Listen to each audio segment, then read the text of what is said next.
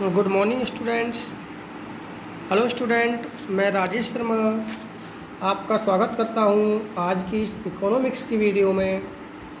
ये video class 12th के स्टूडेंटों के लिए है और आज का इस वीडियो में टॉपिक होगा पूंजीवाद, कैपिटलिज्म।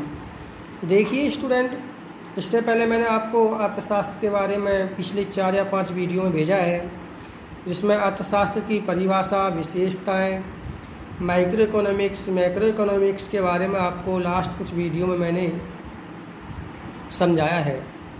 लेकिन आज हम इस वीडियो में बात करेंगे पूंजीवाद की, कैपिटलिज्म की। देखो, पूंजीवाद क्या होता है।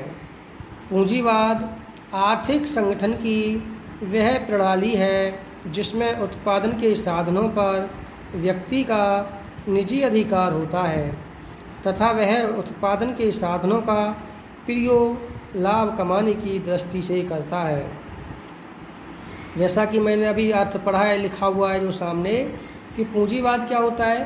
पूंजीवाद में जो भी उत्पादन के साधन होते हैं, जो भी प्रोडक्शन के रिसोर्सेज होते हैं, उस रिसोर्सेज पर व्यक्ति का स्वामित्व होता है। जितने भी हमारे प्रोडक्शन के रिसोर्सेज हैं, उस रिसोर्सेज पर जो साधन हैं, उन पर उनका निजी अधिकार होता है कि उन साधनों से वो कितना उत्पादन करेंगे, किस टेक्निक से उत्पादन करेंगे, किस तरीके से उत्पादन करेंगे। तो स्वतंत्र रूप से व्यक्ति का अधिकार होता है। इसमें जो भी विनियोग किया जाता है वो भी व्यक्तिगत तरीके से किया जाता है। इस अर्थव्यवस्था में सरकार का कोई हस्तक्षेप नहीं होता है। जैसे आपने देखा होगा, फॉर एग्जाम्पल, प्राइवेट कंपनियां या प्राइवेट कॉलेज होते हैं ना, बोलते हैं कि ये प्राइवेट कंपनी है, ये प्राइवेट कॉलेज है, ये प्राइवेट संस्था है। तो वही आपका पूंजीवाद अर्थव्यवस्था होती है, क्योंकि पूंजीवाद अर्थव्यवस्था में किसी भी एक व्यक्ति के द्वारा या 2 या 2 से अधिक व्यक्तियों के द्वारा अपनी पूंजी को इन्वेस्ट किया जाता है स्वतंत्र रूप से, और किसी भी प्रकार का उत्पादन किया जाता है, किसी भी प्रकार का व्यवसाय चुना जाता है और उसमें अपनी निजी संपत्ति लगाने का अधिकार होता है और इसमें सरकार का कोई हस्तक्षेप नहीं होता है। अतः पूंजीवादी क्या होती है, ऐसा संगठन जहाँ पर उत्पादन के साधनों पर जो भी प्रोडक्शन के हमारे रिसोर्सेज हैं, अवेलेबल रिसोर्सेज हैं, चाहे वो मानव निर्मित हो चाहे वो प्राकृतिक हो। देखिए, प्रोडक्शन के रिसोर्सेज किसी भी प्रकार से हो सकते हैं, मानव निर्मित भी हो सकते हैं और प्राकृतिक भी हो सकते हैं साधन, जैसे भूमि और जल, वायु, ये सब हमारे प्राकृतिक साधन हैं। लेकिन कुछ मनुष्य ने साधन खुद निर्मित किए हैं प्रोडक्शन के, जैसे मशीनें, ठीक है, फर्नीचर्स। तो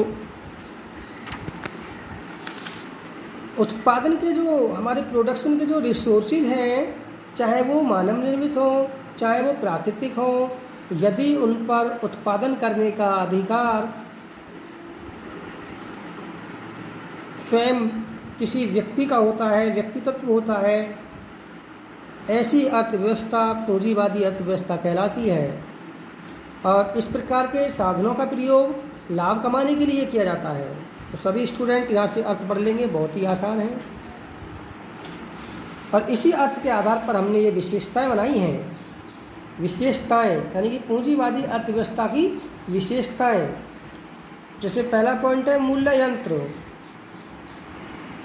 तो देखिए, पूंजीवादी अर्थव्यवस्था में क्या होता है, किसी भी उत्पादन का मूल्य निर्धारित करने के लिए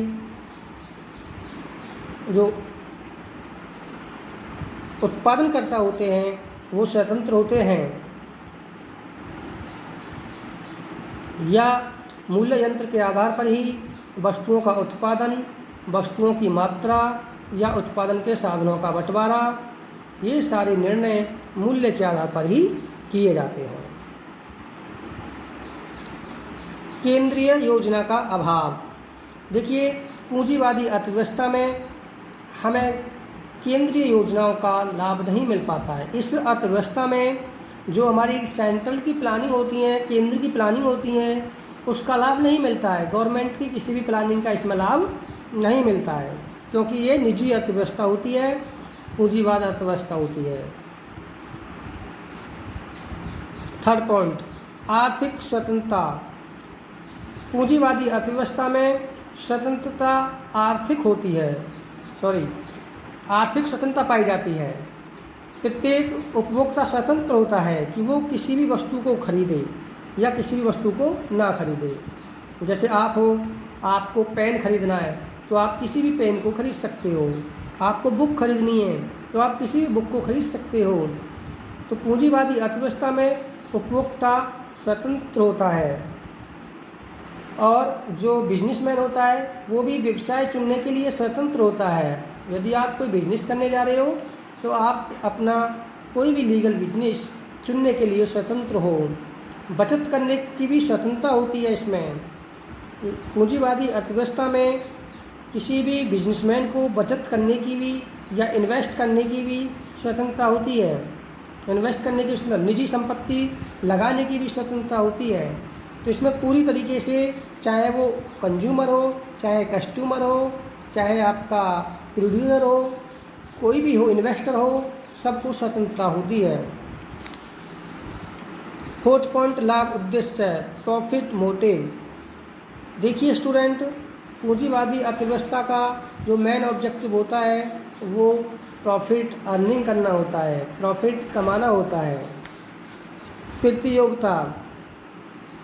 देखिए, पूंजीवादी अर्थव्यवस्था में बाजार में प्रतियोगिता पाई जाती है, कंपटीशन पाया जाता है। ओके।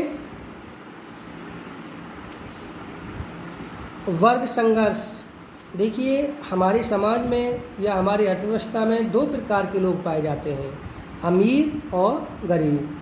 तो हमारे पूंजीवादी अर्थव्यवस्था में अमीर और गरीब के बीच में वर्ग संघर्ष पाया जाता है। दोनों एक दूसरे से संघर्ष करते रहते हैं। 7 पॉइंट, आर्थिक असमानताएं। पूंजीवादी अर्थव्यवस्था में आर्थिक असमानताएं पाई जाती हैं। कुछ लोग तो बहुत अमीर होते हैं और कुछ लोग बहुत ही गरीब होते हैं। सरकार की भूमिका। वैसे तो देखिए, पूंजीवादी अर्थव्यवस्था में सरकार किसी भी प्रकार का कोई हस्तक्षेप नहीं करती है, लेकिन फिर भी सरकार कुछ हानिकारक तत्वों पर कार्य करती है। यदि पूंजीवादी अर्थव्यवस्था में भी कोई भी व्यक्ति ऐसा वर्क करता है जिससे समाज को हानि हो या हमारे देश की आर्थिक हानि हो, तो उसमें सरकार अपना डिसीजन लेती है या रोक लगाती है। उपभोक्ता का प्रभुत्व। देखिए, पूंजीवादी अर्थव्यवस्था में उपभोक्ता को ही सम्राट माना जाता है, उपभोक्ता को ही केंद्र बिंदु माना जाता है, क्योंकि पूंजीवादी अर्थव्यवस्था उपभोक्ता के ऊपर ही चलती है। यदि उपभोक्ता, जैसे गवर्नमेंट कॉलेज है और एक प्राइवेट कॉलेज है, तो प्राइवेट कॉलेज किसके पीछे चल रहे हैं? उपभोक्ता के पीछे। ठीक है, क्योंकि वहाँ पर यदि हम स्टूडेंट्स को अपने को भेजेंगे, वहाँ जितने भी हमारे समाज के लोग हैं, यदि प्राइवेट कॉलेजों में वो पढ़ाएंगे तो प्राइवेट कॉलेज चलेंगे, सीधी बात है। या जैसे आप प्राइवेट कंपनी का कोई प्रोडक्ट खरीदते हो तो प्राइवेट कंपनी चलेंगी। अगर आप प्राइवेट कंपनियों का या प्राइवेट कॉलेजों का यूज करना छोड़ दोगे तो पूंजीवादी अर्थव्यवस्था डिसमिस हो जाएगी। इसी प्रकार से पूंजीवादी अर्थव्यवस्था के लिए जो उपभोक्ता होता है, जो कस्टमर होता है, ग्राहक या कंज्यूमर होता है, वो इस प्रकार की अर्थव्यवस्था के लिए एक तरीके से सम्राट होते हैं, एक तरीके से केंद्र होते हैं। तो सभी स्टूडेंट, यहाँ से आपको दिखाई दे रहा है पूंजीवादी अर्थव्यवस्था की विशेषताएं, और यहाँ से आपको दिखाई दे रहा है पूंजीवादी अर्थव्यवस्था का अर्थ। सभी करेंगे। Okay student.